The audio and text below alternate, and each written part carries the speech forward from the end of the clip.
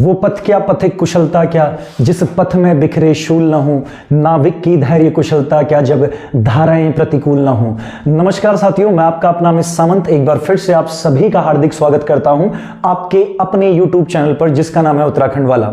साथियों, हम सभी इस बात से भलीभांति परिचित हैं कि आगामी रविवार यानी कि 18 दिसंबर के दिन आप सभी लोग अपना उत्तराखंड पुलिस का रिटन एग्जामिनेशन लिखने जा रहे हैं। तो कुछ उसी एग्जाम को लेकर कुछ विषय आप सभी के सामने लेकर आया हूं और आने वाले इस वीडियो में जो भी 10-15 मिनट रहेंगे हम उन्हीं विषयों पर बात करेंगे। ठीक है, तो सबसे पहले मैं उत्तराखंड वाला YouTube चैनल के पूरे परिवार की ओर से और Quantum the winning edge coaching institute की ओर से आप सभी साथियों को ढेरों शुभकामनाएं प्रेषित करना चाहता हूं।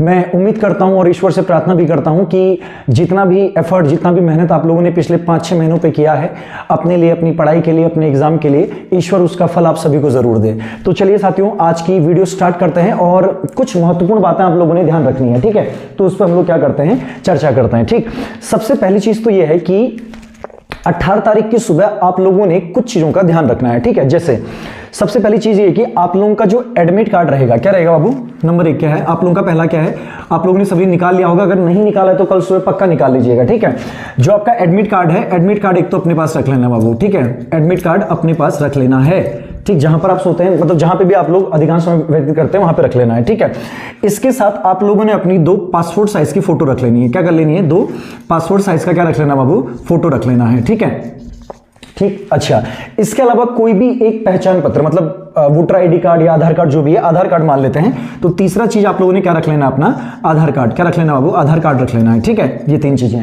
और इसके साथ साथ आप लोग ब्लू या बॉल पेन, ब्लू या ब्लैक बॉल पेन जो भी है वो यूज कर सकते हैं, लेकिन मैं बोलूंगा आप लोगों से आप ब्लैक प्रेफर करिएगा। तो 1 या 2 पेन रख लीजिएगा ब्लैक। ठीक है, 2 आप लोगों ने क्या कर लेनी है, ब्लैक बॉल पेन रख लेनी है। ठीक है, ब्लैक बॉल पेन रख लीजिएगा 2। ठीक, इतना सामान आप लोगों ने कम से कम अपने पास क्या करना बाबू, रखना है। ठीक है, इसके अलावा दूसरी चीज, आप लोग कोई भी इलेक्ट्रॉनिक डिवाइस लेके नहीं जाएंगे। ठीक है, और नहीं आपके पास कोई कागज का टुकड़ा वगैरह होना चाहिए, इतना आप लोगों ने देख भी लिया होगा, गलती से भी मत लेके जाना। ठीक है, देखो जो बीच में धांधली वगैरह हुई है एग्जाम्स में, उसको लेते हुए जो यूकेपीएससी कमीशन है वो बहुत ज्यादा सचेत है और बहुत ज्यादा सख्त निर्देश दिए गए हैं। आपको सीधे एग्जामिनेशन हॉल से बाहर कर दिया जाएगा और आपके ऊपर कार्रवाई की जाएगी। तो कोई भी इलेक्ट्रॉनिक डिवाइस या कोई भी कागज पत्री जो भी है उसको गलती से भी अपने पास नहीं रखना है। ठीक है, और अगर आप घड़ी ले जाना चाहते हैं तो आप लोग इलेक्ट्रॉनिक घड़ी नहीं है, जैसे नॉर्मली जो घड़ी जैसे मैंने पहन रखी है, नॉर्मली जो घड़ी होती है, ठीक है, ये वाली घड़ी आप लोग यूज कर सकते हैं। ठीक है, घड़ी ले जा सकते हैं। ठीक, अच्छा, ये तो पहली चीज हो गई, जो चीजें मस्ट हैं, जो भूलना नहीं, वो इतना चीज कम से कम आप लोगों ने अपने पास क्या करना है, लेके जाना है। ठीक है, चलिए अब इसके बाद आगे बढ़ते हैं और दूसरे टॉपिक पे बात करते हैं। अब कई बच्चों का ये बोलना था कि सर मेरिट कितना रहेगा, मतलब कितने नंबर लाने पे मतलब हम ये माने कि हमारा सिलेक्शन सुनिश्चित है। देखिए, सबसे पहली चीज तो मैं अंतर्यामी हूं नहीं, मैंने आप लोगों ने पेपर नहीं देखा तो मैंने भी पेपर नहीं देखा है। ठीक है, तो मैं कदापि नहीं बोल सकता कि 70 नंबर, 65 नंबर या 60 नंबर, 80 नंबर, 50 नंबर लाने में ही आप लोगों का सिलेक्शन होगा, इतना स्कोर सेफ है। ठीक है, मतलब मैं ऐसा नहीं बोल सकता कि इतना लेके आओ आपका सिलेक्शन हो जाएगा। ठीक है, लेकिन हम लोग एक क्राइटेरिया सेट कर सकते हैं। ठीक है, मतलब एक मोटा मोटा अनुमान लगा सकते हैं। ठीक, जिस हिसाब से यूकेपीएससी का पेपर बनाने की जो शैली है वो करंट अफेयर भी रखेगा, जीएस भी अच्छा खासा रखेगा। ठीक है, मतलब अच्छी क्वालिटी का जीएस रखेगा और उत्तराखंड भी मतलब ठीक ठाक आएगी, मतलब अनसन क्वेश्चन नहीं पूछे जाएंगे। ठीक है, और हिंदी भी अच्छी पूछेगा। ठीक, एक्स्ट्रा चीजों की तरफ नहीं जाएगा, मतलब जो ट्रेडिशनल प्रश्न बनते हैं, जो अच्छे प्रश्न बनते हैं उन्हीं की तरफ फोकस करेगा। ठीक है, तो अगर थोड़ा मोटा मोटा इसका हिसाब अगर हम रखें तो आप लोग ये इसको 3 कैटेगरी में रख के चलिए। ठीक है, जैसे आपका वो लोग जिनका फिजिकल 95 प्लस है, कितने से ऊपर है वो, 95 से ऊपर है, कितना है फिजिकल, 95 से क्या है, ऊपर है। ठीक है, दूसरी कैटेगरी में वो लोग हैं जिनका फिजिकल 90 प्लस है, यानी कि 90 से ऊपर है। और तीसरी कैटेगरी में आप उन लोगों को मान के चलिए जिनका फिजिकल 80 से ऊपर है, 80 प्लस है। ठीक है, हो सकता है कि कुछ लोगों का इससे भी नीचे हो, लेकिन हम इतना एवरेज मान के चलते हैं। ठीक, देखिए, तो अगर मतलब ये मेरी व्यक्तिगत राय है, देखिए मैं नहीं बोल रहा कि ऐसा ही होगा, लेकिन जितना मैं चीजों को एनालाइज करता हूं ये मेरी अपनी व्यक्तिगत राय है। अगर आप 95 प्लस लेके आए हैं और हम सिर्फ जनरल कैटेगरी का बात करेंगे वो, ठीक है, SC ST OBC और गर्ल्स वगैरह जो भी है, फिर आप अपना 5-5 2-2 5-5 नंबर उसके बाद कम करते हुए चल सकते हैं। ठीक है, तो अगर 95 अगर आपका फिजिकल है 95 का, ठीक है, तो यहां आप ये मान के चलिए कि अगर आप लोग 55 से 60 नंबर स्कोर करते हैं, ठीक है, हम लोग कितना मान के चलते हैं, 60 के आसपास। अगर आप लोग कम से कम, ये मिनिमम कितना आपका, अगर आप लोग 60 नंबर स्कोर करते हैं, 95 प्लस अगर आपका फिजिकल है, 60 आप कम से कम अगर स्कोर करते हैं रिटन में, यानी कि आपका टोटल कितना बनता है 155, 155, तो आप लोग फाइट में है। ठीक है, 155 लाने वाला 90 अगर 95 प्लस अगर आपका फिजिकल है और आप 60 यहां ला रहे हैं तो 155 प्लस में आपके हैं फाइट में। ठीक है, तो दूसरा जिनके 90 से ऊपर है उनके लिए इसी चीज को हम 5-7 नंबर आगे बढ़ा देते हैं, क्योंकि यहाँ 5 इनके कम थे। ठीक है, तो 5 आगे बढ़ा देते हैं। तो यहां आप मान के चलिए अगर आप 65 के आसपास ला रहे हैं, 65 के आसपास, तो आपके हैं फाइट में, 65 प्लस, ठीक है, फाइट में है। तो यानी कि आपका कितना हो गया 155 यहां पे मान के चलिए, ठीक है, 155 प्लस। अब देखिए इससे 5 नंबर आगे पीछे रह सकता है, ठीक है, 150 से 60 के आसपास रह सकता है, ठीक। और वही जो 80 की कैटेगरी में फिजिकल वाले, आप लोग यहाँ इसको 5-7 नंबर और बढ़ा के चलिए, ठीक है। तो हम यहाँ मान लेते हैं आपका 65, इसको आप मान लीजिए 75 के आसपास, यानी कि 70 से 75, ठीक है। तो 70-75 के आसपास अगर आप ला रहे हैं तो कितना हो गया 155 प्लस, तो आप लोग क्या है फाइट में है, ठीक। तो अब आप लोग खुद ही देख लीजिए कि आप लोगों ने कम से कम कितना स्कोर करना है अपने फिजिकल के अनुरूप। देखिए अधिकांश वनडे एग्जाम 100 नंबर के रहते हैं, ठीक है, 100 नंबर का होता है और 100 ही नंबर पे मेरिट बनती है, लेकिन इस पेपर में आपका 200 नंबर के हिसाब से मेरिट बनना है, क्योंकि 100 नंबर का आपका क्या रह चुका है आपका फिजिकल, ठीक है। तो 60 आप मिनिमम कहां मान के चलिए, 95 प्लस अगर आप है तो यहां मान के चलिए, ठीक है, 90 प्लस है तो 65 मान के चलिए, और 80 प्लस है तो आपको कम से कम 70 से 75 के आसपास स्कोर करना पड़ेगा, तब जाके आप कहीं फाइट पर रहेंगे, ठीक है।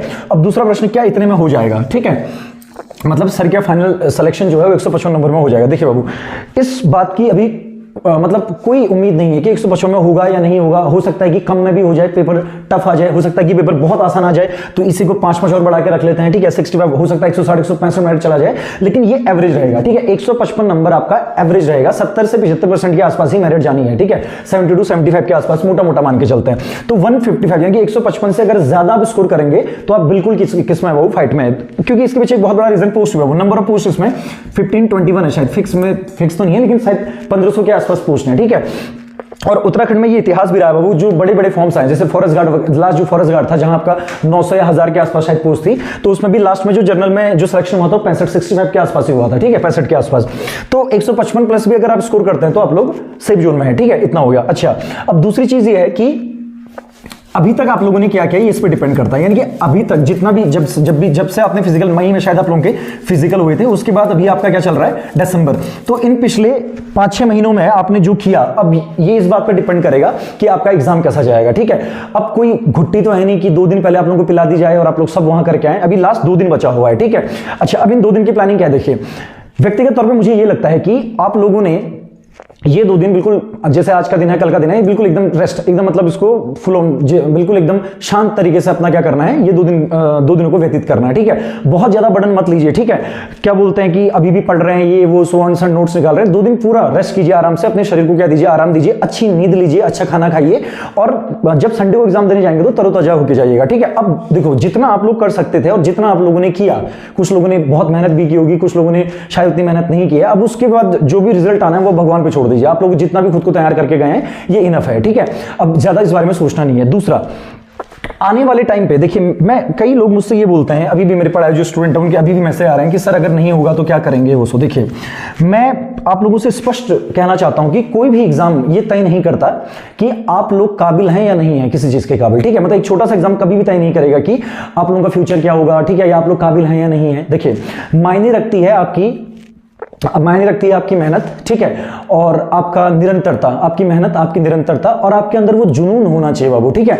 मतलब चीजों को अगर करना है, अगर एक एग्जाम नहीं निकला तो इसका आपके पास क्या है, फॉरेस्ट गार्ड है, ठीक है, आपके पास कनिष्ठ सहायक है, आपके पास पटवारी लेखपाल है, उत्तराखंड एसआई है, और कनिष्ठ सहायक, आप लोगों को कई एग्जाम और मिलेंगे भविष्य में, ठीक है। तो ऐसा नहीं कि जिंदगी का अंत है, इसके बाद कोई एग्जाम नहीं आएगा, होता हो। देखो जो पढ़ने वाला बंदा होगा, जो मेहनत कर रहा होगा बच्चा ना, उसको लग भी रहा होगा, डर उसी को लग रहा है, ठीक है। जिसने मेहनत की है, जिसने पिछले 5-6 महीने निरंतरता से अपनी पढ़ाई की है, उसको डर भी लग रहा होगा कि एग्जाम निकलेगा नहीं निकलेगा, ठीक है। तो बिल्कुल एकदम पॉजिटिव रहिए, इस चीज से कोई फर्क नहीं पड़ना है कि आप लोगों का एग्जाम निकलता है या नहीं निकलता है, ठीक है। आने वाले टाइम पे और बहुत सारे एग्जाम आपको और बहुत सारे मौके मिलेंगे, जैसे आप लोग पढ़ते जा रहे थे बस मेहनत जारी रखिएगा, ठीक है। अभी अगर इस टाइम पे अगर आप लोग पीछे हट जाते हैं, इतना आगे आने के बाद अगर पीछे हट जाते हैं तो हो सकता है कि आप अपनी मंजिल के बहुत नजदीक और वहीं से आप पीछे लौट गए हो, ठीक है। तो सबसे पहली चीज तो ये कि संडे को सब अच्छा होगा, ठीक है, बार बार खुद को बोलिए कि सब अच्छा होगा। अगर आप लोगों ने पढ़ रखा है तो आप लोगों का पढ़ा हुआ आएगा भी, आपका एग्जाम में निकलेगा, ठीक है। दूसरी चीज, अगर आपका एग्जाम अच्छा नहीं होता, मान लेते हैं आपका एग्जाम नहीं निकलता है, तो उसके बाद ऐसा नहीं कि फिर को भवन में बैठ जाना है, देवदास बन जाना है, आगे और भी मौके आएंगे, ठीक है, और भी आपको एग्जाम मिलेंगे और आपको वहां फिर से मौका मिलेगा खुद को साबित करने का, ठीक, इतना क्लियर है। अच्छा, इसके बाद अगर ये बात करें कि इस एग्जाम के बाद, यानी कि उत्तराखंड पुलिस का जो एग्जाम है, इसके बाद और क्या क्या चीजें हैं, ठीक है। तो आप लोगों को पता है कि जनवरी में 2 बड़े एग्जाम होने हैं बाबू। जनवरी में एक आपका क्या होना है, मे भी शायद 8 जनवरी के दिन आपका पटवारी लेखपाल का एग्जाम है, ठीक है, और दूसरा आपका 22 तारीख को, शायद जनवरी में ही 22 तारीख को आपका कौन सा एग्जाम होना है, दूसरा फॉरेस्ट गार्ड का। कौन सा एग्जाम होना है वो, फॉरेस्ट गार्ड का। तो ये 2 एग्जाम भी आपके पास है कहाँ, जनवरी में।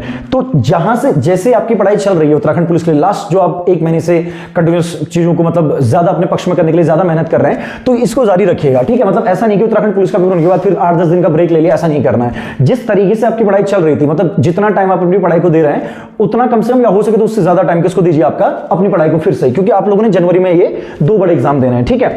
और अंत में फिर वीडियो को ज्यादा लंबा नहीं रखता है, और मैं आप लोगों से इतना ही कहना चाहता हूं कि एग्जामिनेशन हॉल में जाइए, अपना बेस्ट दीजिए, ठीक है। और इस दुनिया की कोई ताकत नहीं है, अगर आपने पढ़ा है, अगर आपने चीजों को सही तरीके से एनालाइज किया है, तो इस दुनिया की कोई ताकत नहीं है जो आपको सिलेक्शन लेने से रोक सकती है, ठीक है। और बाकी पॉजिटिव रहना होगा, देखिए सकारात्मक सोचना बहुत जरूरी है, ठीक है।